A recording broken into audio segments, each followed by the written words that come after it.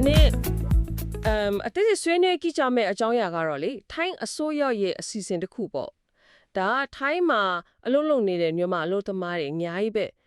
တစ်တမတ်ချစ်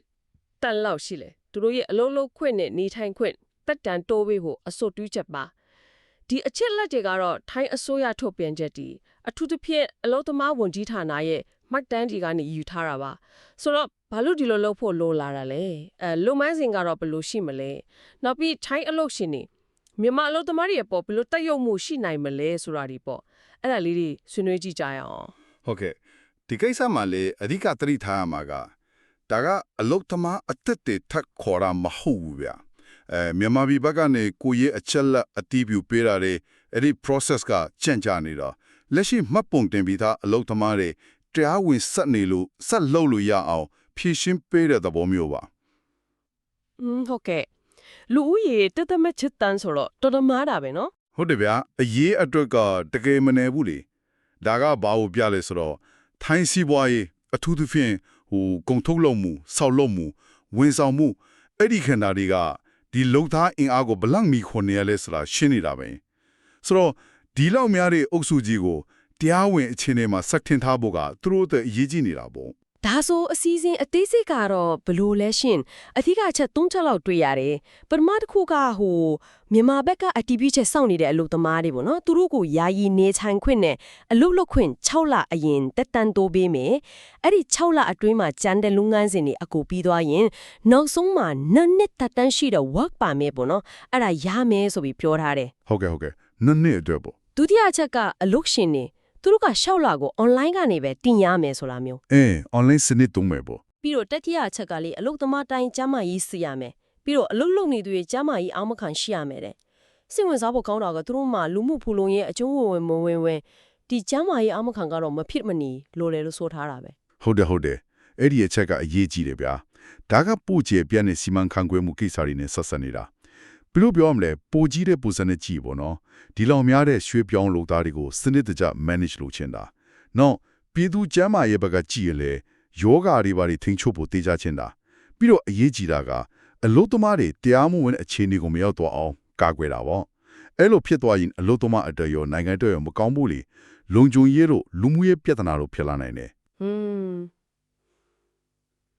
ဟုတ်ကဲ့ဒါဆိုအလုတ်ကိုင်ရှာဖွေရေးဦးစီးဌာနညွန်ချုပ်ပြောသွားတယ်လို့ပဲ online စနစ်တွေတုံးတာကျန်းမာရေးအာမခံအချက်လက်ချိတ်တာကိုရေးမှတ်တမ်းတွေပြင်းတာပင်ကတ်လို့ခေါ်တဲ့တက်တေခန့်ကပြထုတ်ပေးတာဒါတွေကစီမံခန့်ခွဲမှုမှာပိုပြီးအဆင်ပြေအောင်ထွင်းချုပ်ရလွယ်အောင်လုပ်တဲ့ပေါ်ပါပဲဒါဆိုအလုပ်ရှင်တွေနဲ့အလုပ်သမားတွေအတွက်ဘလို့အတိတ်ပဲတက်ရောက်မလဲအပေါ်ယံကြည့်ရင်တော့ဒါကမြန်မာဘက်ကကြံ့ကြာမှုဆိုတဲ့အပြင်ကပြဿနာတစ်ခုကိုလက်တွေ့ကြံ့ကြဖြေရှင်းလိုက်တယ်လို့ပဲနော်လုပ်ငန်းတွေလည်းပတ်နိုင်မယ်အလုပ်သမားတွေလည်းတရားဝင်ဆက်ရှိနေမယ်ဆိုတော့နှစ်ဖက်အဆင်ပြေတယ်လို့ပဲဒါမဲ့အခက်ခဲရရှိနေမလားမှန်ပါတယ်ဒါကစီးပွားရေးလိုအပ်ချက်စီကံထိမ့်သိမ့်မှုအလုပ်သမားခွင့်ရကာကွယ်မှုအဲ့ဒါတွေကိုဟန်ချက်ညီအောင်ကြိုးစားထားတာပေါ့ဒါပေမဲ့ဒီညမှာစဉ်းစားစရာကလူတိတတမစစ်တမ်းတွေပြဒီ process ကြီးကိုအကောင့်ထဲပေါ်တဲ့ကဘလို့ချောမွေ့မလဲပေါ့အထူးသဖြင့် online စနစ်ဒီတော့များတဲ့ request တွေကိုတပြိုင်နက်တည်းကိုင်းနိုင်ပါမလား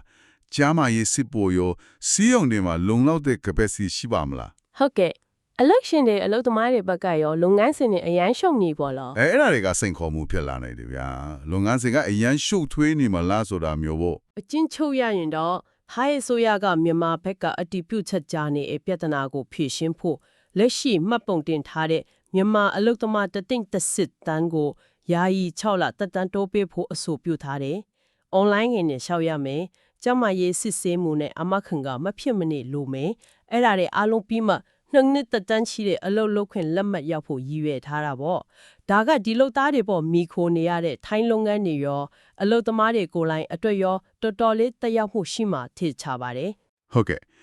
အရေးကြီးဆုံးကတော့လေအလုပ်ရှင်တွေရောအလုပ်သမားတွေပါဒီဆိုပြုချက်ကိုအစိုးရဖွဲ့ကအတီးပြလိုက်ပြီဆိုတာနဲ့ထွက်လာမယ့်ကြီးညာချက်တွေအသေးစိတ်လမ်းညွှန်တွေကိုတေချာဆောင်ကြည့်ဖို့လိုတယ်ဗျာအချက်လက်ထက်တီးချင်ရင်တော့အလုပ်သမားဝန်ကြီးဌာန hotline 1506 extension 2နဲ့အလုပ်အကိုင်းရှာဖွေ hotline 1694ကိုဆက်သွယ်မေးလို့ရတယ်လို့ဆိုပါတယ်ဆိုတော့ဒီအစီအစဉ်ကလက်တလောအုပ်ချုပ်မှုအခက်အခဲကိုတော့ဖြေရှင်းပေးနိုင်မှာပါ ဒါပေမဲ့ရေရှည်အတွက်စဉ်းစားစရာကတော့ရှိနေတော့ပဲအိန္ဒိယနိုင်ငံရဲ့ပြည်တွင်းအခြေအနေကြောင့်ဖြစ်လာတဲ့ဒီလိုရွှေ့ပြောင်းလုပ်သားစီမံခန့်ခွဲမှုကိစ္စတွေနဲ့ကိုယ်နိုင်ငံရဲ့စီးပွားရေးလိုအပ်ချက်ဒီနှစ်ခုကိုဘလို့ဟန်ချက်ညီပိုပြီးချိုတင်ပြင်ဆင်ထားတဲ့ပိုပြီးခိုင်မာတဲ့မဟာဗျူဟာဓာတ်လေးနဲ့ရေရှည်မှာစီမံသွားမလဲဆိုတာပေါ့အခုလောက်လိုက်တာကတုံ့ပြန်မှုတက်တက်လားဒါမှမဟုတ်ပိုချေပြင်းချက်အစီအစဉ်ရဲ့တစ်စိတ်တစ်ပိုင်းလားဆိုတာကတော့စောင့်ကြည့်ရမယ့်အချက်ပါဗျာ